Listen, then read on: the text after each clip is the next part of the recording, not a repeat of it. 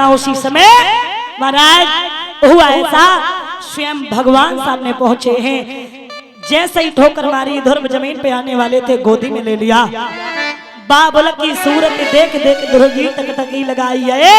और जब याद दिमाग तकी आए गई, आंखों में आंसू आए। भगवान ने पूछा क्यों आंखों में आंसू क्यों आए?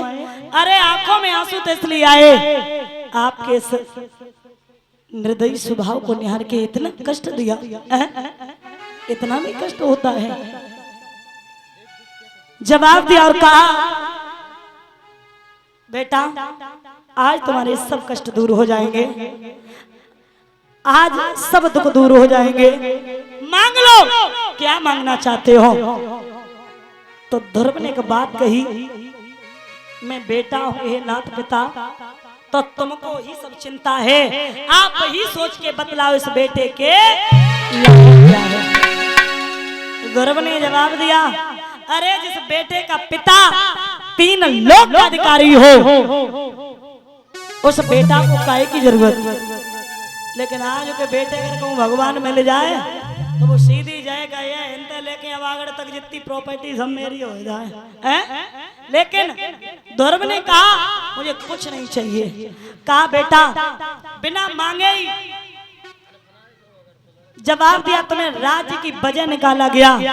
इस धरा पे 1 नहीं 2 नहीं 3 नहीं और 4 नहीं 36,000 वर्ष तक राज्य करोगे। उसके बाद मेरे धाम के लिए चले आना, तुम्हारे लिए अलग से ध्रुव लोक बसाएंगे। तो श्रोता बंधो, ध्रुव ने एक बात कही, एक सवाल का जवाब और हमें दे दो। आप हमें ये बताइए कि जब मौसी ने ढकेला मारा तो पिता क्यों कुछ नहीं बोले। तो भगवान ने एक बात कही, बेटा ये तुम्हारी भूल है, अगर मौसी ढकेला तुम्हें नहीं मारती तो मेरे दर्शन होने वाले नहीं थे। भले की बात और बुरे की लात जिंदगी बदल देती है प्यारे। भले की बात और बुरे की लात जिंदगी बदल देती है। आज मौसी ढकेला नहीं मारती तो शायद भगवान के दर्शन होने वाले नहीं थे। आप जाइए, पहली माँ और पहली गुरु तुम्हारी मौसी है, पहले मौसी के पास जाना।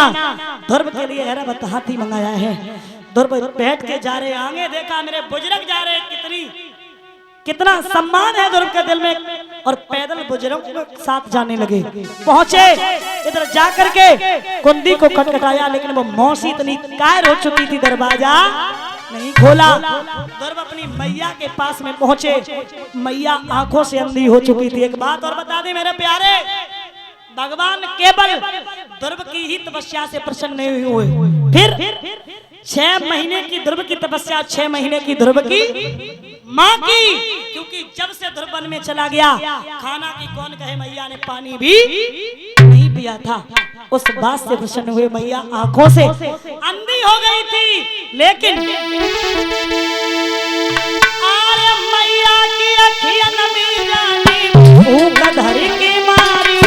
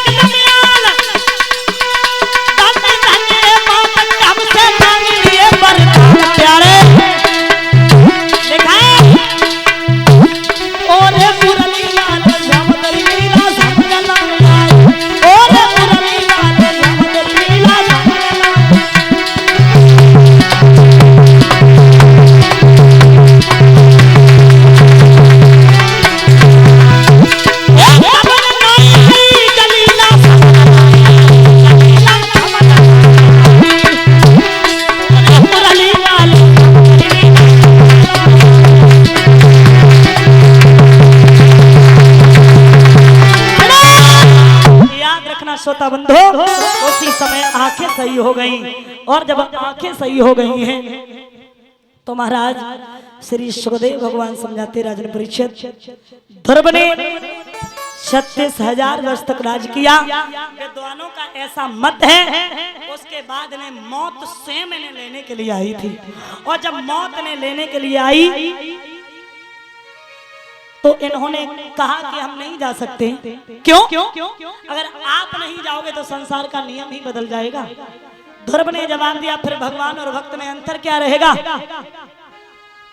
तो मौत ने जवाब दिया, जब अंतर नहीं रहेगा तो आप एक काम करो, आप मेरे ऊपर विजय प्राप्त कर लो। तो ध्रुव स्वयं मौत के सर के ऊपर पैर रख के जाने लगे।